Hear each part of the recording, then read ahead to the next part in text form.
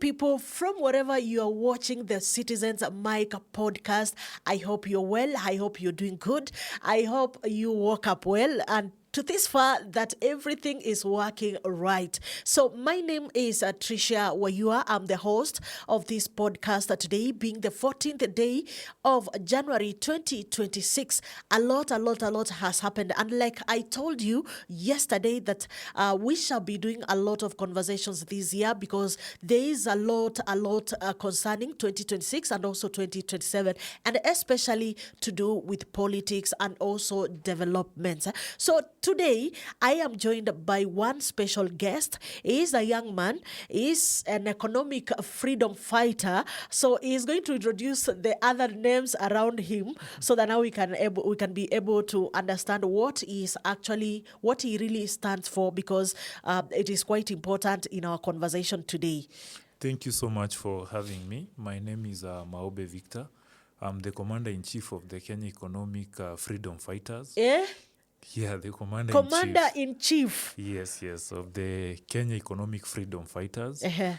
We come up with policies. We are trying to look at the background, at the history, about the economic standing in our country.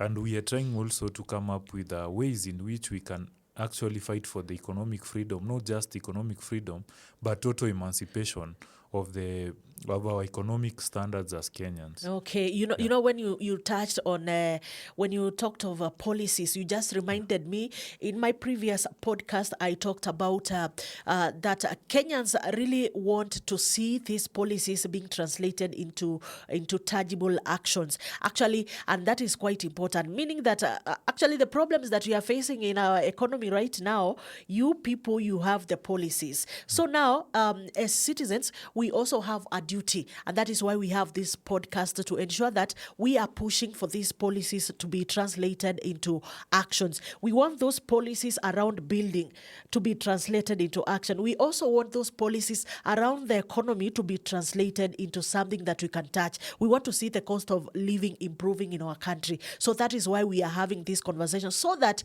those involved can learn something, can learn a thing from this, and also we can push them for accountability, which is quite important. You cannot translate policies into action if people are not being pushed to be accountable. So I think you are in the right place. Karibu tena, ni vile tu hakuna kikombe ya chai hapa hivi, lakini it's just fine. Chai tutakunywa kule nje bana, tutakunywa kule nje. Yeah, so basically today I just want of course I know the cost of living is quite high.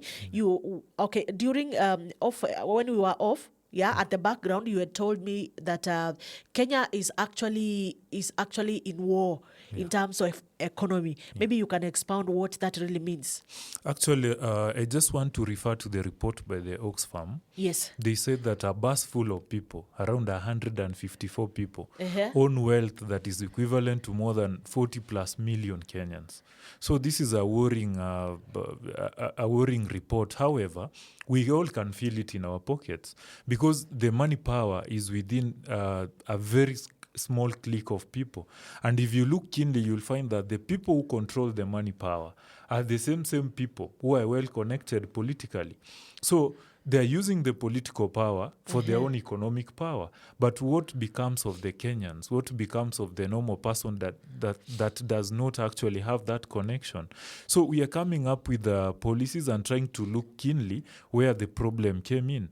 Actually, when you look at the founding principles, or rather the economic principles of the country, Kenya, we are termed as a capitalist state.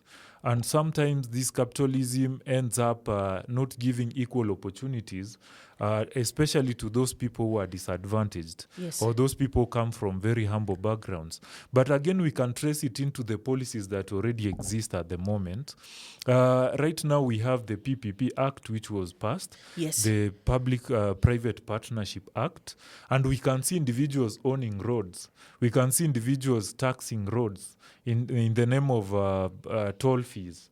We can see individuals trying to partner with the government to offer essential services to the citizens. We are not against individuals partnering with the government, but we are of the idea that it's the responsibility of the state to control what we call the strategic sectors of the economy.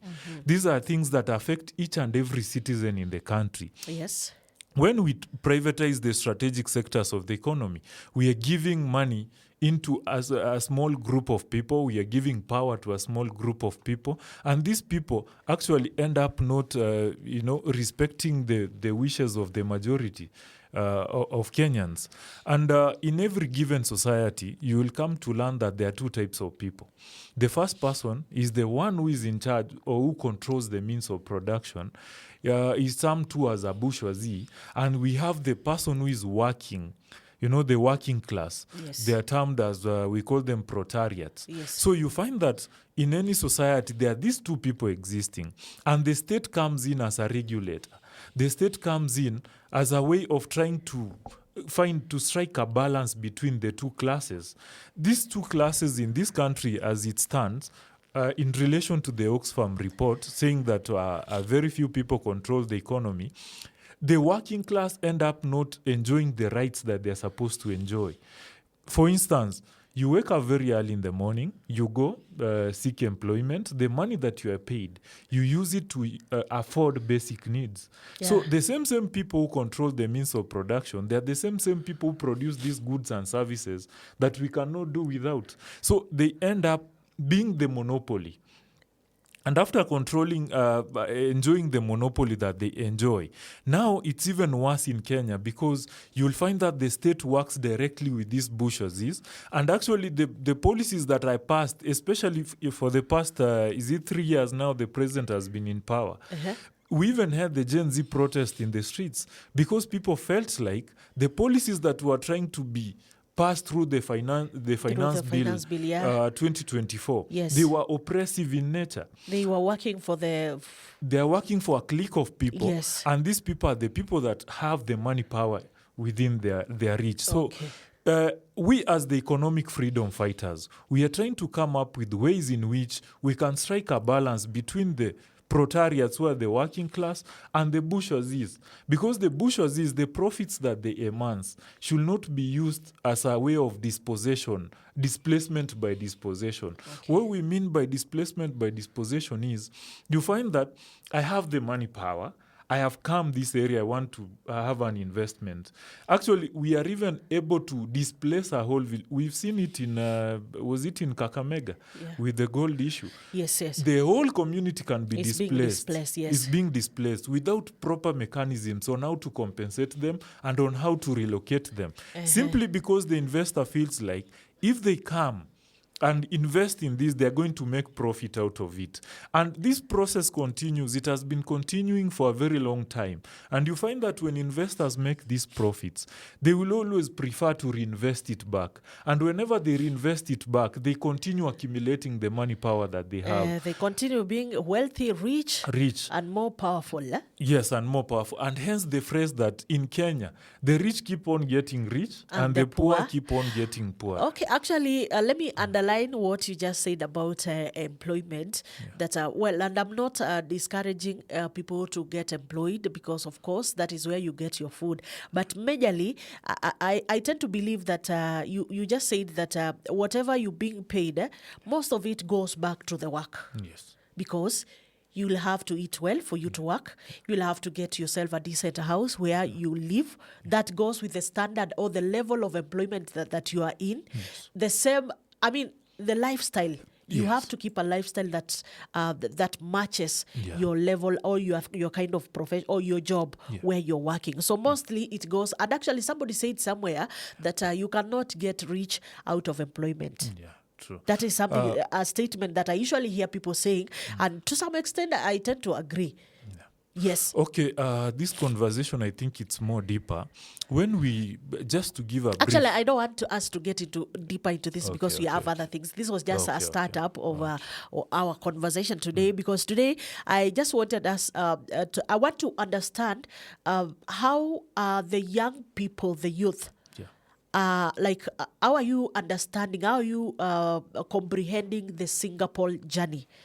Actually, as a young person, is this thing really, has it really gotten into you people? Do you really understand this whole Singapore journey? Or is it still something that really needs to be explained further for the young people to understand?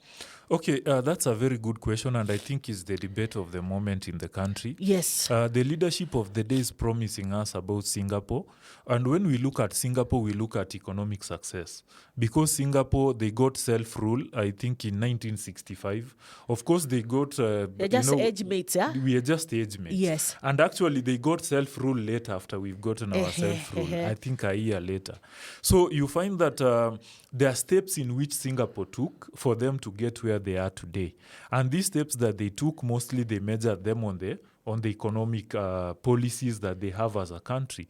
In this nation of ours called Kenya, you'll find that in the successful years, in fact, about 3 to 4 years, there are a lot of policies which have been passed by this government, Yes. especially the tax policies. And you find that the government has come up, they're actually interfering directly with businesses. They're interfering directly with trade. And they actually, we've seen investors coming out and trying to say, if you hike this, you do this, we are going to be affected, especially in creating employment opportunities and remitting tax to the government.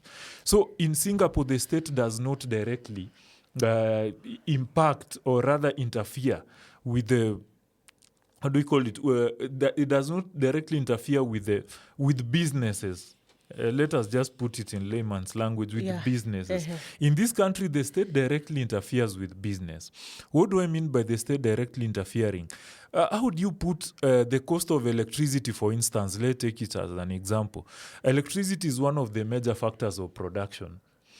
Because through electricity is where we find industries. Through industries is where we create employment. Through employment is where we create revenue. And we improve the standards of living. And at the same time, through this is where, we can realize development in our country. But you will be surprised that when electricity is highly taxed in this country. In fact, I was giving the other example the other time that if you purchase tokens worth 50 shillings, you are given the electricity worth 20.5 shillings. And the rest, you are not told where the money is headed to. So you find it's going for development. Sasa, we don't have a clear framework on how it's going to development. Because if it's taxation, they will say this is taxation. But they tell you it's for other uses, undisclosed uses, in fact. But there's usually a breakdown. There is no breakdown in that. In fact, go and look properly. You've purchased, tokens before. Yes, I have. Go and look at it. You'll find that there is amount which is not accounted for. You're told it's just for other functions. So you find that this is leading to high cost of production. And when there is a high cost of production, how do we create employment? It's really difficult for us to create employment. Sure, yeah. Right now, we see the president launching projects about the nyota. The nyota program, giving out money to startups. Of course, it's a good thing you're giving out money to startups. But are we digging deep into the challenges that are affecting these young people? So Singapore, we cannot realize the journey to Singapore if we cannot review our economic policies in this country. That is really impossible. Because when we talk about Singapore, it's not about the infrastructure.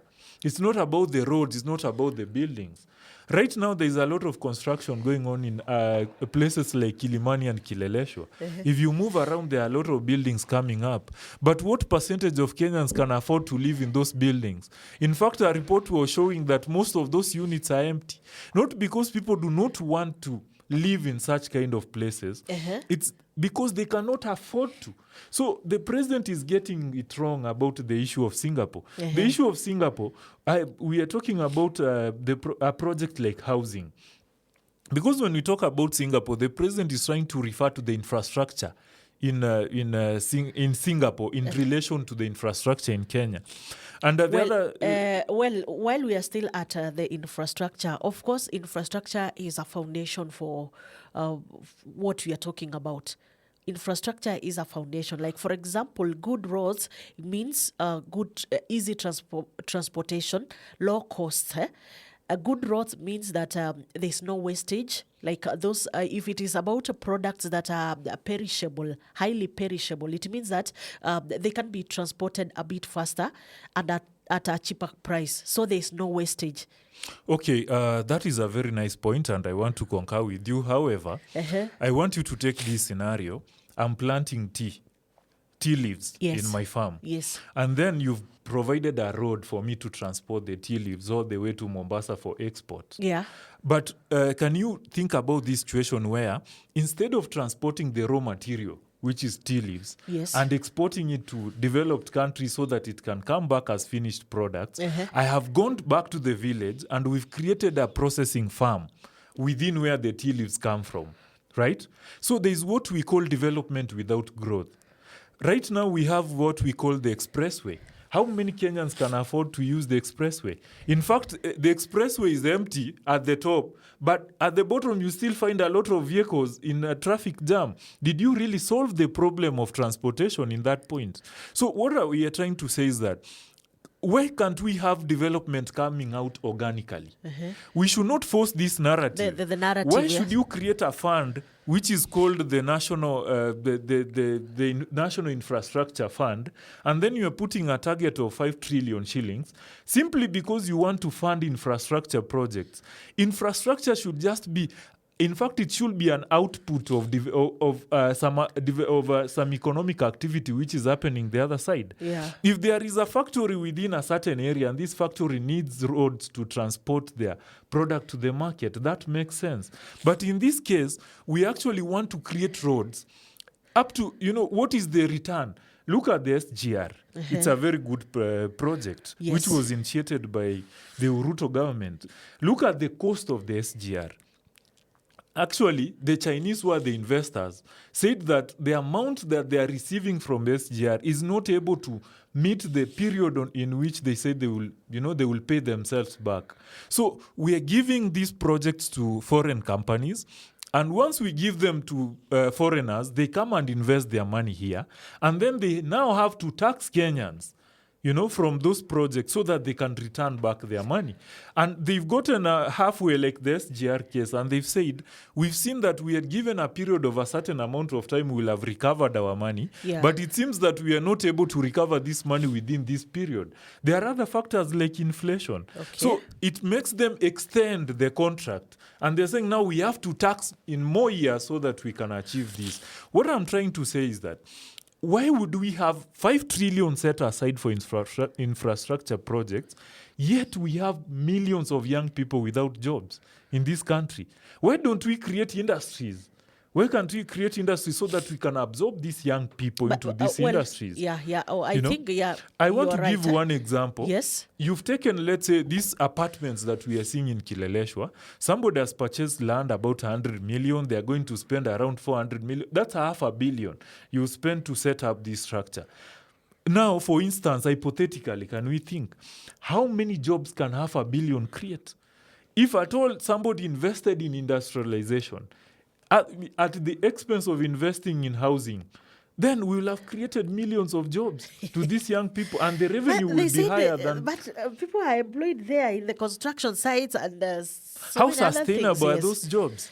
Well, how sustainable? There's no future. There's no future for those because we will construct. And we will be done with the construction. So what else? Then what next? Yeah. So that is also a big question. But so now, what is coming out from you is that the government is hurrying the process, the Singapore journey. Is that actually the correct? reality? Qua ground, the way we put it in Kenya, yes, is really different from what William Ruto is talking about. I think there is a huge disconnect between those in positions of power and the reality at the grassroots level. When vetting is done, especially when the appointments are being done for CS positions, we've all seen it in media. People are asked, what is your net worth? Majority of them say 200 million and above. Some say I'm worth 1 billion shillings. Somebody who is worth 1 billion shillings might not understand the struggle that somebody who is going to bed, the common mwananchi, someone who is going to bed hungry. Somebody who has already attained the money power will never understand how the economic situation is for that person at the grassroots. So you find that the people who are making laws in this country, they are in great, how do we call it? They're in great Yeah, disconnect yeah. with the reality at the grassroots level. Do you know how many jobs you can create with 1 million shillings in this country? Just 1 million shillings. And today we are waking up to news that the farm that was leading the transaction, actually the sale of the shares, the government shares, the Safaricom shares, they're going to receive 3 billion shillings for having done that. Just advising the government on the sale of this 3 billion shillings. That's Do we quite really a lot. know how much 3 billion is? Can they really do to Kenyans? Teachers were on the streets because they were just demanding for 7 billion shillings. But you're giving 3 billion to individuals. So this is actually we are living. Kenya is a perfect example of the worst economic injustice being done to its own people. We are living in an economic denial.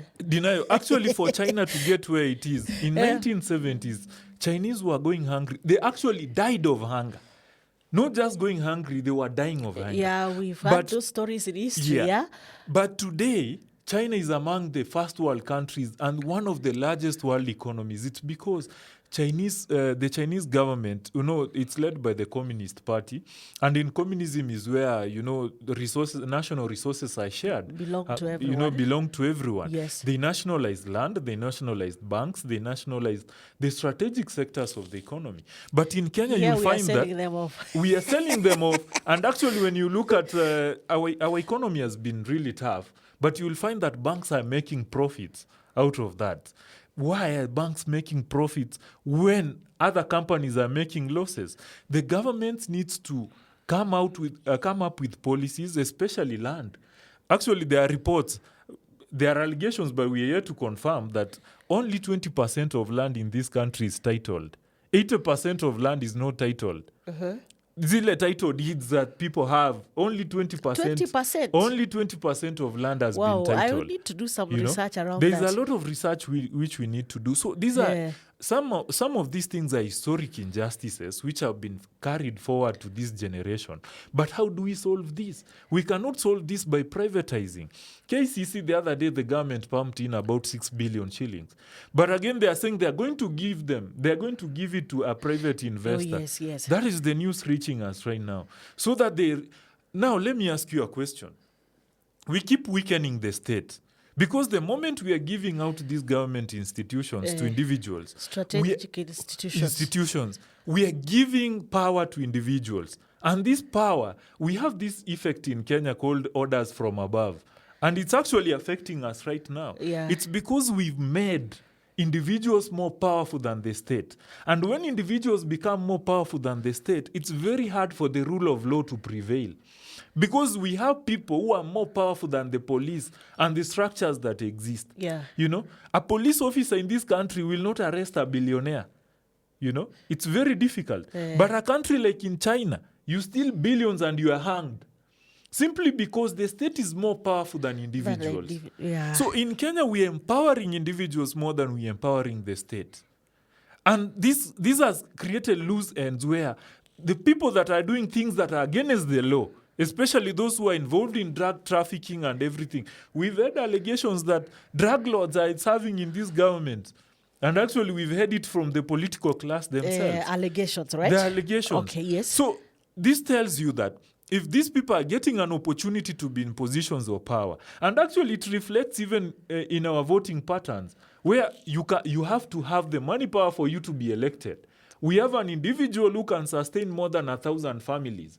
During the just concluded Christmas celebrations last year, we saw individuals in government coming out with food. They feed the entire society, So if they have the potential to feed the entire society, how much have they kept for their unseen generations? Leave alone the seen generation. Quite a lot. So this capitalism has gotten into our minds to an extent that we are no longer interested in humanity. Okay. And the value of life has been demeaned in society. That's why you'll find that during the June 25th protest and the Sabasaba protest, we lost a lot of young people in this country through the Gen Z protest. Their biggest mistake or crime was going to the streets and trying to express themselves. But the families are here to be compensated.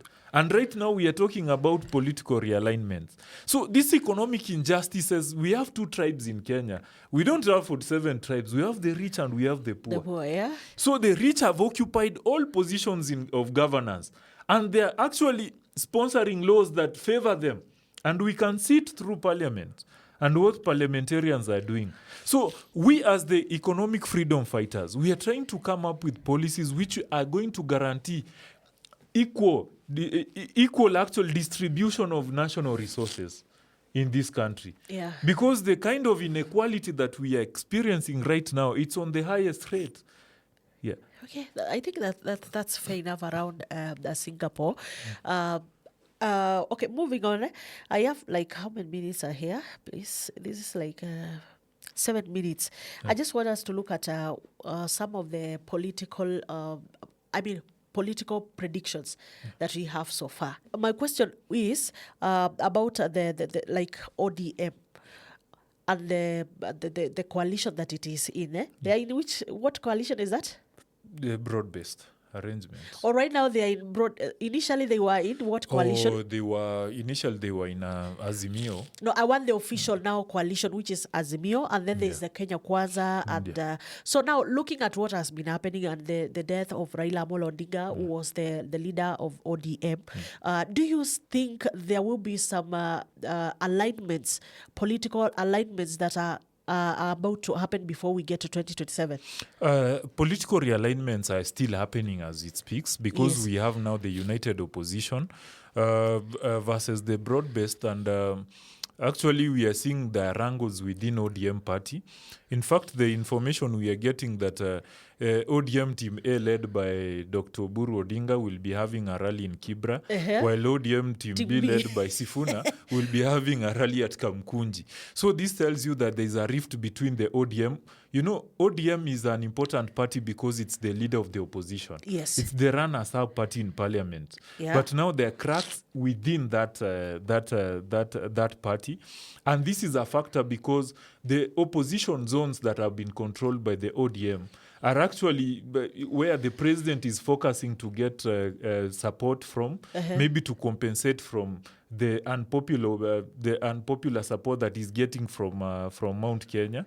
So this kind of political realignments are going to happen, and ODM called for an NDC, the top leadership meeting in Vipingo, Kilifi, and they resolved that they are going to form a formal coalition with UDA, the Party United Democratic Alliance, as they forge forward towards the 2027 campaigns. Yes. But it has not sat well with most members of the ODM party, because there are those who are pro, the broad-based, and there are those who are against it. Yeah. So when you look at the United Opposition part, we are also seeing Gachagua trying to come out very powerfully. And he's actually trying to compete to wrestle people like Kalonzo, the Matiangis.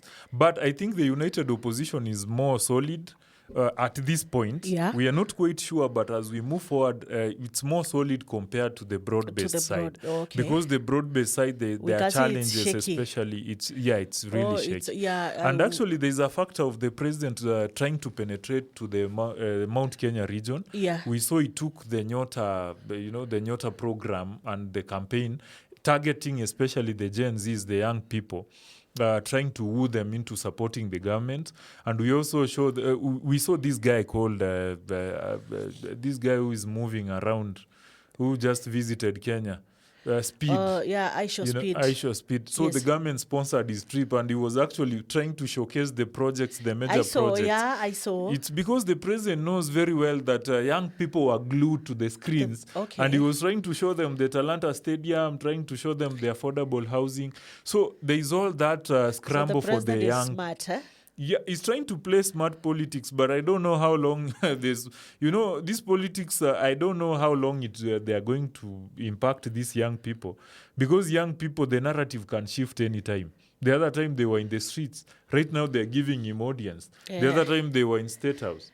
So you, I even saw they made a cartoon of I Show Speed. yeah, They made a cartoon of I Show Speed, and I'm like, Kenyans, like the young people, you cannot really Yeah. rely on them Yeah, completely. yeah, You cannot bet 100% on them. and that's why you Because, find yeah. the political class mostly they will go for women. Actually, if you ask politicians, their strong Actually, support base is with women women. play a very integral part in our politics, and it is something that we've given a blind eye on, and it is something that we really need to discuss right here in this podcast. So one of these 5 days, we are going to look at that part that women are really playing in the politics of the country, and even in terms of voting, because women are a majority of voters in this country. sure. So it's something that we really need to look at. But because of time, let us just call it a day, so that now we can meet here again next time and look at some other things. So up to until next time, please take care. We love you. This is the Citizens Mic. Tricia is my name.